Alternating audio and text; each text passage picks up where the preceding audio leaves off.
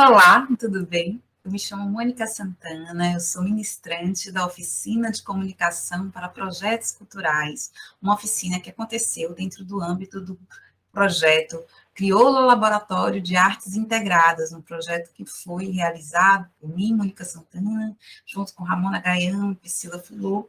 Nós somos eu sou comunicadora, artista, interdisciplinar, jornalista, Ramona Gaião, arte educadora, produtora cultural, Priscila, fotógrafa. Esta oficina e toda a programação do Crioulo Laboratório de Artes Integradas foi contemplada pelo Prêmio Riachão, Projetos de Pequeno Porte, da Fundação Gregório de Matos, Prefeitura Municipal de Salvador, por meio da Lei Emergencial Cultural Aldir Blanc, destinada pela Secretaria Especial da Cultura do Ministério do Turismo, Governo Federal. Bem, como você deve estar vendo aí, nesse card que está aqui do celular, né, do meu lado, essa foi uma oficina de 8 horas de duração. Então, nesse vídeo aqui, eu vou dar algumas pinceladas do conteúdo que a gente aprofundou durante a oficina. E mesmo sendo uma oficina de 8 horas, são realmente, a gente demandaria, né, para o mundo de demandas e urgências que um projeto cultural nos traz, a gente precisaria de muito mais tempo. Mas aqui eu vou trazer alguns pontos principais da oficina. Bom, vamos lá. Para começar, eu vou compartilhar com vocês uma apresentação, um dos pontos da apresentação que eu fiz durante a nossa oficina. A comunicação, ela vai entrar num projeto cultural com uma parte fundamental que é garantir a visibilidade de um projeto cultural, garantir que um projeto cultural possa alcançar o seu público esperado, garantir que um projeto cultural possa mobilizar, né, o público, gerar, disparar processos, ser reconhecido pelo campo em que esse projeto se inscreve, se circunscreve. Então, muitas vezes, determinados projetos culturais, eles têm uma relação absolutamente intrincada com a comunicação para que ele possa se viabilizar. Seja intrincada na perspectiva de garantir alcançar o público, seja porque ele tem aspirações de mobilizar um público bastante específico, ou seja para um processo formativo, seja para gerar uma série de transformações, né, ou provocações de transformações a partir de uma determinada obra. Então, um projeto cultural, para ele poder acontecer, ele precisa pensar e ter planejado a comunicação. Não existe uma receita de bolo para a comunicação de um projeto cultural, um modo único de acontecer. E muitas vezes, no desenvolvimento dos projetos culturais, ou às vezes até quando a gente está escrevendo, né, a gente ali naquela pressa, abre um edital, a gente vai assim super rapidinho se inscrever no edital, a gente às vezes pensa a comunicação de um modo muito genérico e até coloca funções e metas, estabelece metas que às vezes não são as mais adequadas para a natureza de um determinado projeto. Isso é um desafio, porque a gente submete aos editais e muitas vezes a gente fica atrelado, né, a metas e coisas que foram colocadas no projeto, e quando a gente chega lá em campo, seja no desenvolvimento de uma obra artística, ou seja, porque a gente vai fazer uma ação, né, o projeto envolve uma ação dentro de determinado território, a gente vai verificar que para aquele horizonte ali, aquilo que você concebeu, que você colocou lá no plano de comunicação que você apresentou, que geralmente é um plano que às vezes a gente não tem as informações, as melhores informações ou o tempo de elaboração necessário para fazer um plano de comunicação. Então, normalmente a gente coloca um combo, né, de coisas, um combo básico, um combo da receita de bolo, que na prática a gente vê que nem sempre é o melhor. É como se fosse um bolo de caixa, né? E aí a gente precisa verificar a realidade do projeto, para a gente chegar nas ferramentas e melhores estratégias adequadas para aquele projeto. Bem, aqui, vamos lá, vamos pensar um pouquinho. Deixa eu colocar isso grande aqui. Bem, a gente pode, a gente precisa olhar para o contexto do projeto, observar o que esse projeto quer fazer, qual é a grande ação de um projeto. A ação de comunicação ela vai estar a serviço do objetivo e das metas do projeto. São as metas do projeto, o objetivo do projeto, que vão dizer qual é a melhor estratégia de comunicação a ser adotada. Por exemplo, na nossa oficina de comunicação, a gente teve ali um público bastante diverso, pessoas de diferentes profissões e níveis de necessidades com relação à comunicação. Então, por exemplo, teve uma ação que foi pensada por uma assistente social. É uma ação de cultura, mas é uma ação de mobilização junto à comunidade. Ela teve um saque maravilhoso, que, claro, possivelmente eu, como jornalista, talvez a minha porção educadora tivesse essa atenção, talvez a minha porção jornalista não seja necessariamente, mas por ter sido muitos anos educadora, por ser educadora, talvez eu pensasse como ela. Ela pensou, poxa, eu quero fazer uma ação no Dia da Mulher, eu quero uma ação que possa envolver as mulheres da comunidade, uma ação que tenha espaço infantil, espaço para as crianças terem atividades o dia inteiro. E qual é a melhor estratégia para me comunicar com essas mulheres?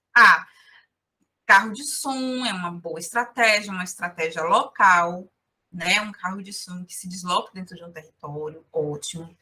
Eu pensaria isso. Ela pensou nos grupos de zap do próprio bairro, né? Utilizar os grupos de zap do bairro e ali enviar os recadinhos, enviar um card, fazer uma peça que é um card, fazer uma peça que é uma chamada de áudio para ser rodada no carro de som. Mas ela pensou de fazer um bilhetinho, um recadinho que vai. Esse é o saque dela como assistente social, que vai junto com o boletim dos alunos. Ela sabe que as escolas daquele território semanalmente devolvem os boletins para as mães dos alunos. E os boletins vão com os acompanhamentos de cada criança. É uma estratégia de comunicação, os boletins são uma estratégia de comunicação das professoras para com as mães dos alunos. E já que ela quer fazer um evento envolvendo várias comunidades, ela pensou que essa parceria com as escolas e inserir a comunicação dentro dos boletins seria uma melhor forma de chegar nas mães, uma forma que, inclusive, traz o aval e o comprometimento da escola. Então, eu achei essa ação super simples, mas muito certeira para alcançar uma comunidade. A gente sempre tem que olhar para o projeto e pensar. Esse projeto ele tem uma ação local, territorial, ele envolve uma comunidade, ele envolve um grupo X de pessoas. Eu vou falar apenas para um bairro, então, para isso, eu preciso estabelecer estratégias de comunicação que envolvam aquele território. Muitas vezes, a gente vai fazer uma ação que é muito territorial, mas a gente só pensa no projeto de ter uma assessoria de imprensa. A assessoria de imprensa, ela cumpre uma função que é muito importante, que é de mobilizar os veículos de comunicação e, com isso, trazer uma visibilidade que é mais difusa. Ela vai envolver mais segmentos da comunidade, vai contribuir para que a sociedade, né, saiba de uma determinada realização. Mas a assessoria de imprensa, ela vai ter sempre os enfrentamentos de que hoje a gente tem um número menor de veículos de comunicação. A comunicação, a gente vive um processo de crise gigantesca nas comunicações, né, nos veículos de comunicação. A gente tem uma diminuição do número de sites, a gente tem uma diminuição de número de rádios, a gente tem uma diminuição expressiva dos números de veículos de comunicação impressos, e mesmo as televisões, justamente, elas têm um espaço muito pequeno para a grade local. Então, logo, uma cidade da proporção de Salvador, por exemplo, a quantidade de eventos que existem, os veículos de comunicação eles não conseguem dar saída, dar visibilidade ao conjunto de coisas. E aí entram, por sua vez, os interesses, uma série de outras coisas que são barreiras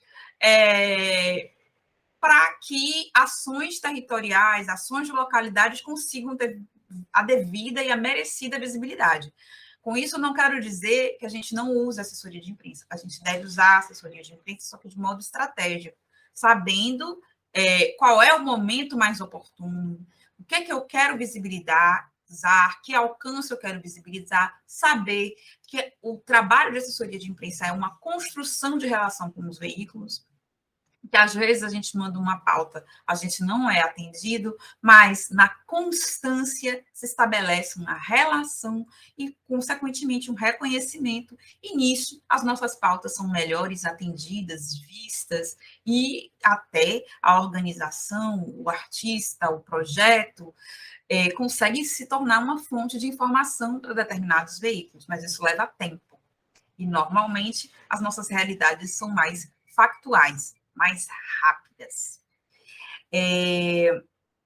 Então, é importante a gente ter a dimensão territorial, a dimensão de alcance para a gente pensar quais são as estratégias. Não subestimar essas estratégias offline, essas estratégias mais territoriais, como o uso de radiopostes, o uso das rádios comunitárias, o uso das rádios, dos carros de som. Eu pessoalmente não gosto muito da estratégia do panfleto, contudo, o panfleto, ele alcança determinados nichos, alcança as pessoas recebem aquele papel, eles olham, né?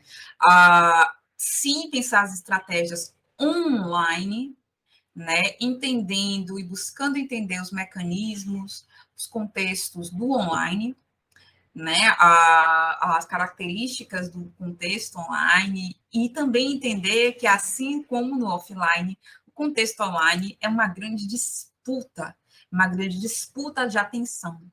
E os algoritmos, do mesmo modo que os veículos de comunicação, os veículos de TV, rádio e tal, os algoritmos mostram e escondem os conteúdos de acordo com ao nível de audiência, mas também com o aporte de recursos, né, dos chamados impulsionamentos, né, das postagens. Dito tudo isso, esse mundo de coisas que eu falei agora, a gente precisa essa relação de olhar objetivos, metas, território, onde meu projeto vai acontecer.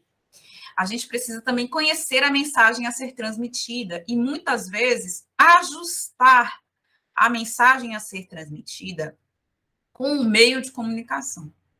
Ora, se eu vou fazer se eu opto por vou fazer uma peça na praça pública de um bairro, definitivamente a melhor ação é o carro de som, para mobilizar as pessoas. O carro de som, ó, tocando.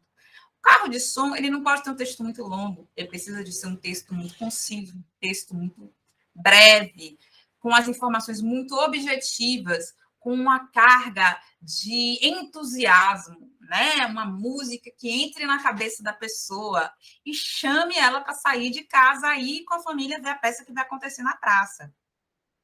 De novo, os veículos da grande imprensa, a depender, por exemplo, se a gente já aconteceu isso, determinados... Eu já fiz uma ação assim, trabalho de comunicação com ação assim, que a minha função era assessora de imprensa.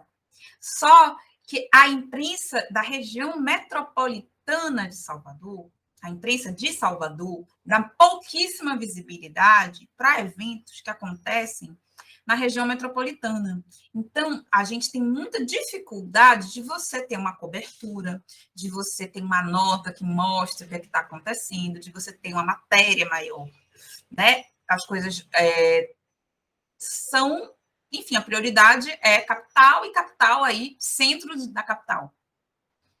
Então, de fato, para a galera ir assistir a peça que vai acontecer na praça, o forte mesmo é o carro de som chamando na rua, né? É o carro de som mobilizando ali.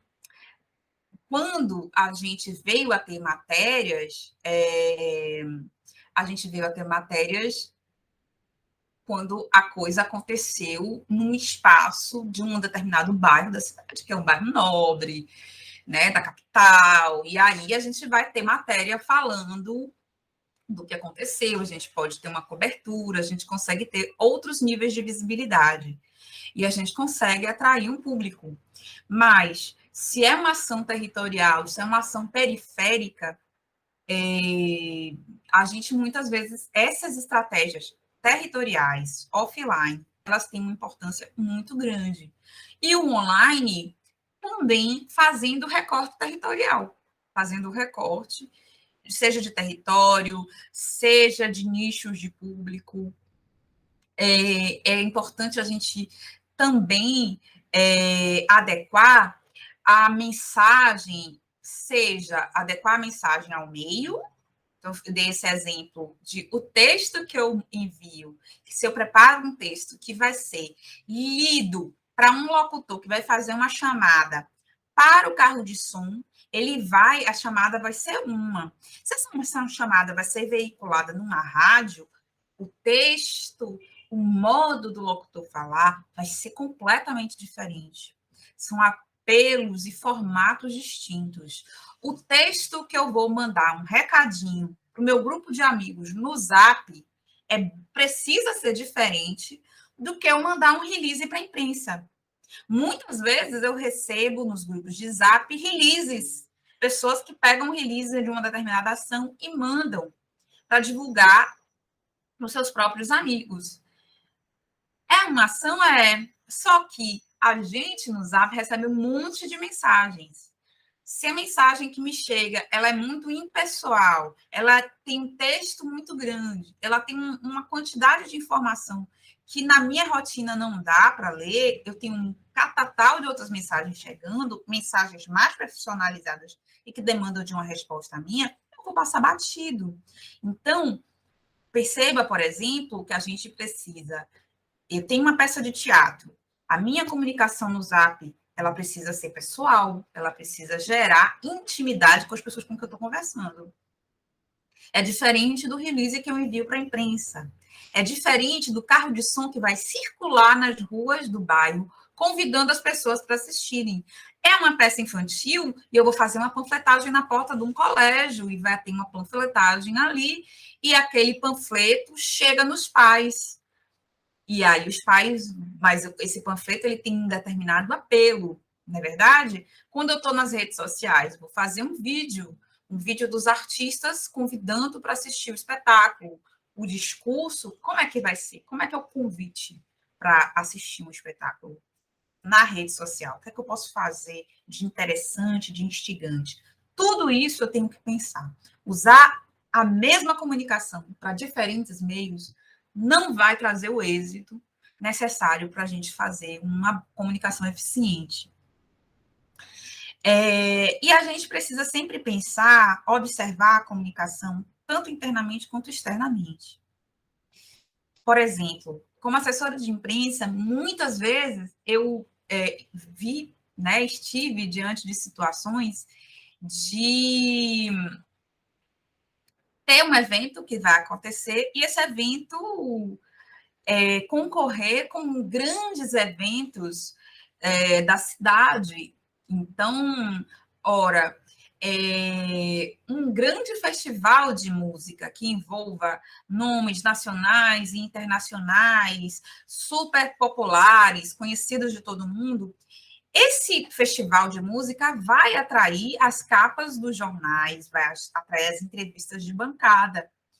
Dificilmente minha peça de teatro vai ter a capa do caderno daquele fim de semana, porque a prioridade vai ser do festival.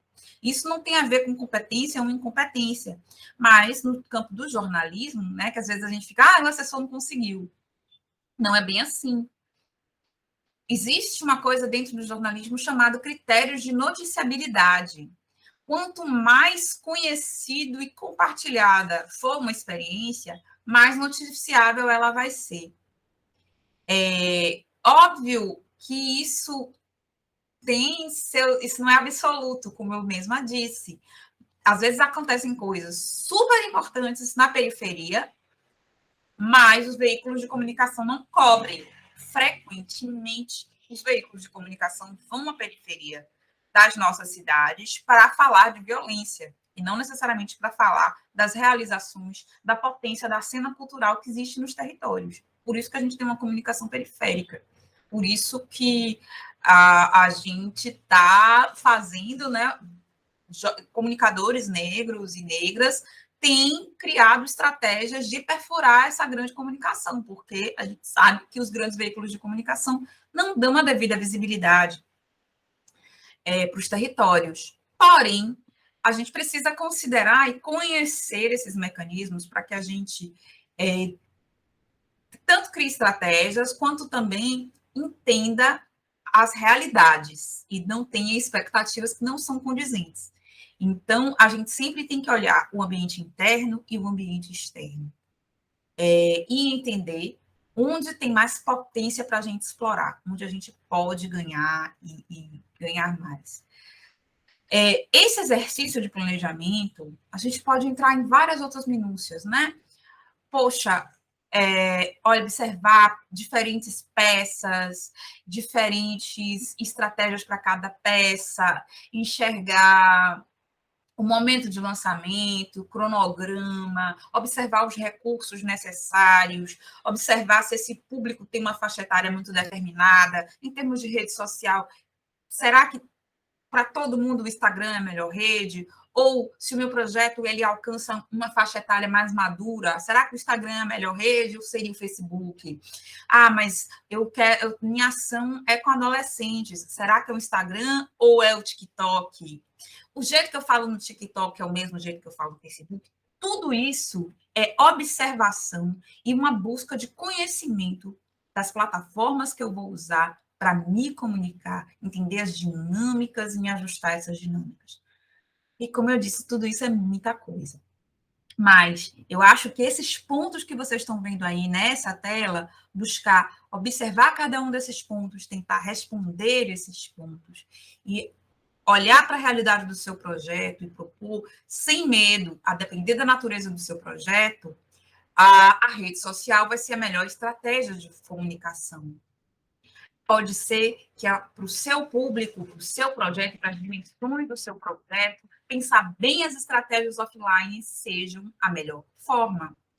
A depender do que seja o momento daquela ação, um trabalho fortalecido de assessoria de imprensa, preparando muito bem os materiais, as fotografias, um press kit de qualidade.